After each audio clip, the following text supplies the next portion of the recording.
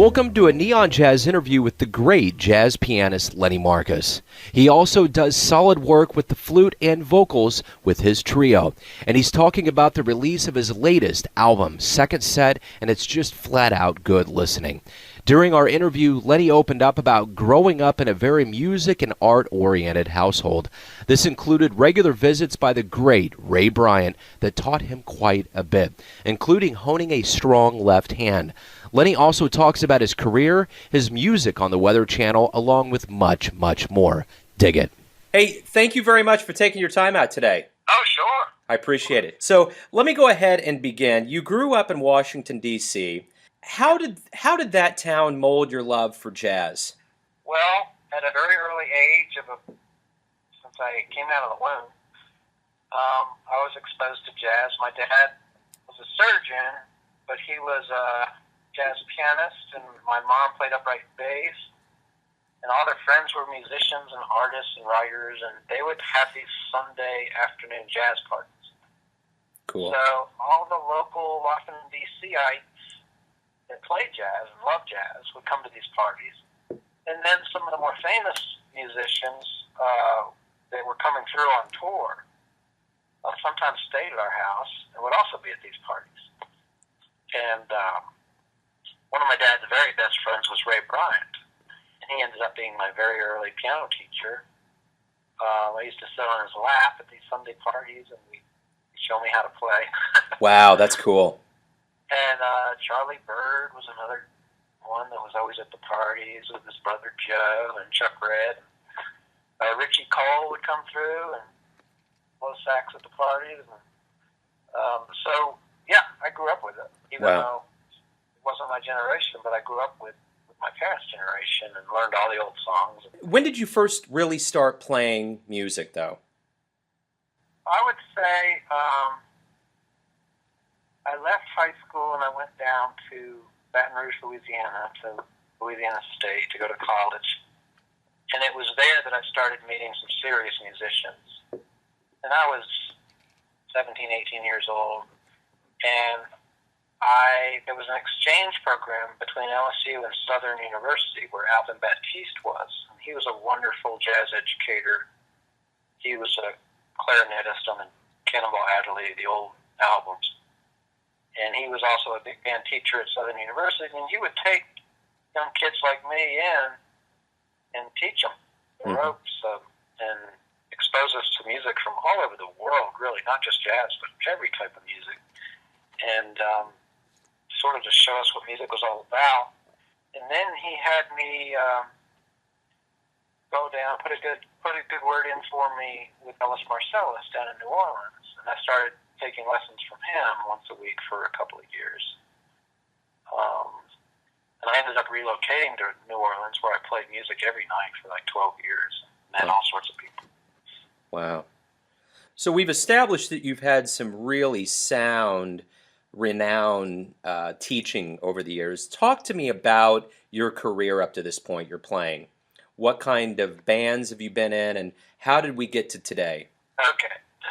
My very first trio was with Herman Jackson on drums, who happens to be the brother of Randy Jackson, famous for American Idol, and famous as a bassist. Okay. And Herman Jackson played with everyone. He got picked up by B.B. King and George Benson and everybody. And a really great bassist in New Orleans named Jim Singleton. That was my first trio. When Herman left, Troy Davis took over the drums, and he ended up playing with Betty Carter and Bonnie Alexander, and his career skyrocketed. And I went through several bass players and several great drummers, some of which you'll never hear of. They stayed in New Orleans and didn't tour, and they're just great musicians, but they never went anywhere. So I had a really rich rhythmic section in New Orleans. I had about 5 bass players and 5 drummers on hand at any time, and they were all great.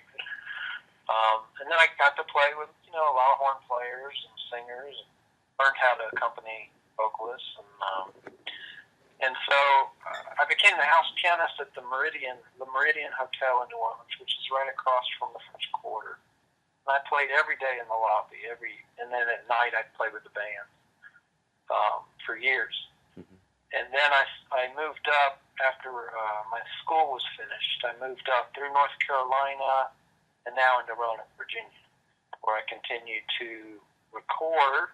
And we have festivals here, so some of the great people I got to record with David Fathead Newman and play at a festival with him, and Sonny Fortune, played a couple international festivals with him. So even though I'm in Roanoke, Virginia, and there's not a huge jazz scene, there's a handful of very good players locally, and then we have a couple of festivals where musicians will come through. So up to this point, you've had 22 albums as a leader, and now we arrive at your latest called Second Set. Talk to me about this album. Well, what happened was 4 albums preceding that. 2 of them were, I started studying Beethoven with this classical teacher, and I got the idea of using jazz exploration with Beethoven arrangements. So we have 2 albums, The Jazz of Beethoven and Piece for Beethoven. And then my teacher, my friend, my mentor, Ray Bryant, died in the summer of 2011. And I couldn't see anybody doing a tribute to him. They did some songs that he wrote, but no one did any tributes. So I did Sun Ray was the first one, and Tonk was last year. Mm-hmm. And they both hit the charts with radio airplay up in the top 10. Sun Ray went to number 4.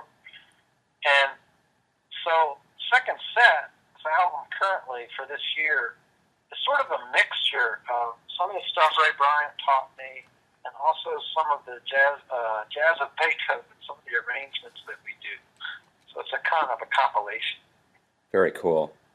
So where do you like to perform live? Where are some of your favorite venues, whether it's in D.C. or around the country? The most favorite venue I have right now, I think it's because I grew up listening to great musicians there in D.C., is Blues Alley in Georgetown. And we have 2 shows coming up, June 26th, Thursday night, next week, at Blues Alley.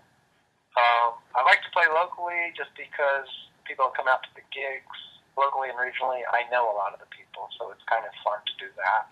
And they come sit in. And of course, it's always fun to travel.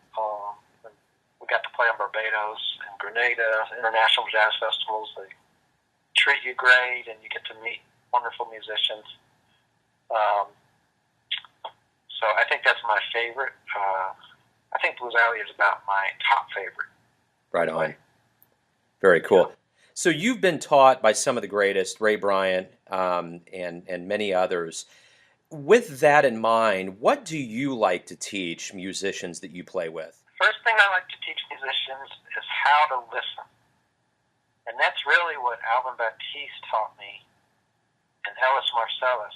And Ellis said something to me that was very important, I thought, which was, you can't really hear something until you can almost play it. And then all of a sudden you can hear it. So the playing and the listening kind of go hand in hand, but listening is a huge thing. And then when you get with a group, and you really have to listen to the other musicians and not just try to shine yourself with your soloing and your musical gymnastics is what I call it. But really listening to make it musical and not just acrobatic. Yeah. What's been the nicest thing that either a fan or somebody that you've gigged with has ever said to you?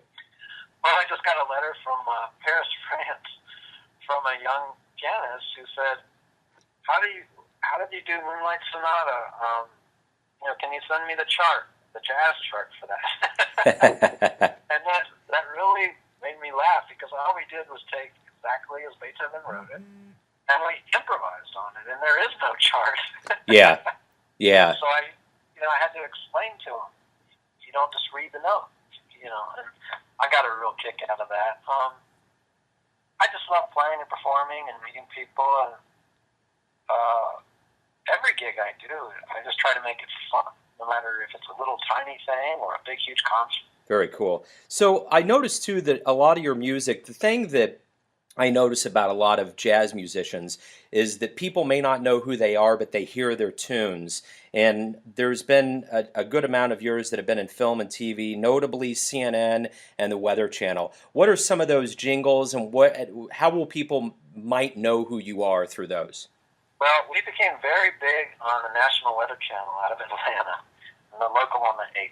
when they used to have a jazz format. Mm-hmm. I think they've moved now to soft rock. But in the early 2000s, late 1990s, early 2000s, you could hear our music all over the place on the Weather Channel. We've gotten our music in McDonald's. We've gotten it everywhere. CNN, the Heroes series, they took a solo piano thing that I did called One Day in the Woods, and they used that. Yeah, you play long enough, you record long enough, and you get out there long enough, your music kind of spreads out a little bit. Very cool. So you have been compared to Vince Guaraldi, Oscar Peterson, McCoy Tyner, Mose Allison. What do you think? How do you feel about those comparisons? I feel kind of very humble. You know, those people are stars. They're great. And I do feel like it takes decades and decades to become a very good jazz pianist. So I'm in my early 50s now, and I feel like I'm just becoming a really good jazz pianist. It takes so long because there's so much to learn. But being in jazz can make you a virtuoso on your instrument if you keep listening and playing, and you stay on the right path. Yeah. Well, I mean, I know I have a lot of Vince Guaraldi in my playing. Some early Keith Jarrett with the early labels he was on. Some McCoy Tyner, a little Chick Corea. And the only reason I have it in my style is most pianists go through these periods where they grab onto a piano player like Vince Guaraldi, and they play all his stuff, and then they move on to something else. So I know I have all that, but hopefully you end up with your own voice, your own style. And I think the thing that may set me apart just a little bit is Ray Bryant taught me how to use a strong left hand in playing the piano. There's so many jazz pianists today that really neglect that left hand. Mm-hmm. They can play a ton of things with the right hand, and they comp chords with the left, but they really don't voice deep and thick and develop with their left hand the way Ray Bryant taught me at a very early age. So I was very lucky. Absolutely. So when you sit down to listen to some jazz music, who do you like to listen to? Well, all the people you just mentioned. Mm-hmm. I love the early Keith Jarrett. I love McCoy Tyner. He's just so spiritual. Vince Guaraldi to me just is fun. Of course, Thelonious Monk with his sense of humor. I just can't get enough of that. And then, I do what Alan Baptiste kind of taught me, which was listen to all types of music. Here in Roanoke, Virginia, we have Appalachia and the bluegrass music, and just amazing bluegrass pickers, and amazing blues artists. So it's not just jazz, but try to listen to everything. Yeah. And it makes you a well-rounded musician. Right now I'm studying classical piano with this concert pianist and going into the new things I never even thought I would be doing. So. Right on. So let me ask you this. If you could go back in time and meet one musician from any era, any time, who would it be and what would you want to ask them? I think I would want to have lunch with Art Tatum. Cool. Because, as far as we've come, and as many pianists, as many great musicians in the world, he's still unbelievable. Yeah. Yeah. You can't touch him, and I would like to find out just, how he sort of did it. Yeah. Yeah. Very cool. So you say, even though you've been playing for years and years, you still feel like you're learning and you're new to this. Let's say in about 20 or 30 years when you're in your 70s or 80s, someone's talking about you and your career and your impact on jazz. What would you like to hear? I'd like to hear that, as Ray Bryant taught me, Lenny Marcus was a pianist, or is a pianist, that when you hear him, you know it's Lenny. And that's hard for an instrumentalist. It's a little easier for a vocalist because, vocals have a certain tone for each person. But for an instrumentalist, especially piano with no breath, if you can have your own sound, I think I'd be the most proud of that. I'm going to throw this out. It's 2 words, but it will probably wrap up a lot. I know where you came from, how you've gotten to this album, second set. What's next? I don't know, and that's the fun of it. We have already composed a few songs, and we're on a certain direction, but we're not sure now. We've done a couple of tributes to Ray Bryant. We explored Beethoven, and I don't know where we're going now. I think this may be, going towards that sound I'm talking about. Yeah. That can set us apart. So, does Lenny Marcus live with any regrets? That's a hard one.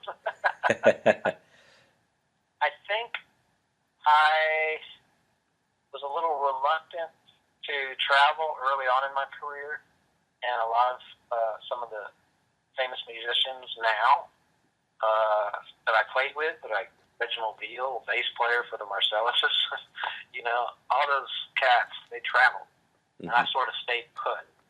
And I sort of regret that maybe I missed some opportunities there, but I'm having fun now, so no regrets now. Right on. So, what album or song did you listen to before we interviewed today? I was just listening to Stevie Wonder. Very superstitious. Cool. Very nice. And I was thinking to myself, now, how would I jazz that up, and maybe classical that up, and play with the tempo and see what I could do? Right on. So, in this world of tweets and brevity and wrapping yourself up in nice bite-sized morsels, if I was to ask you to sum up who you are in the length of a tweet, 144 characters, how would you describe yourself? I would like to see myself as a unique pianist with a strong left hand who has something to say, a little different voice than all the other pianists out there, on a little bit of a different path, and providing that kind of unique sound in the musical world, which is so big and vast, and you can get lost in it so quickly. Yeah. To make people happy, to have music full of emotion. I think that's why I gravitate towards Beethoven in the classical world, so full of emotion. Mm-hmm. And just to add something to this beautiful world. Right on. Perfect. That's a great answer. Lenny, thank you for your time today. Good luck on the new album, and right on into the future, man. It's great listening. Awesome. Thank you so much. Thanks for tuning into another Neon Jazz interview, where we give you a bit of insight into the finest singers and players belting out that jazz all across the United States. And thanks to Lenny for his time and insight into his craft. If you want to hear more interviews, go to Famous Interviews with Joe Domino on the iTunes Store. And for all things Neon Jazz, the neonjazz.blogspot.com. Until next time, enjoy the music, my friends. Neon Jazz.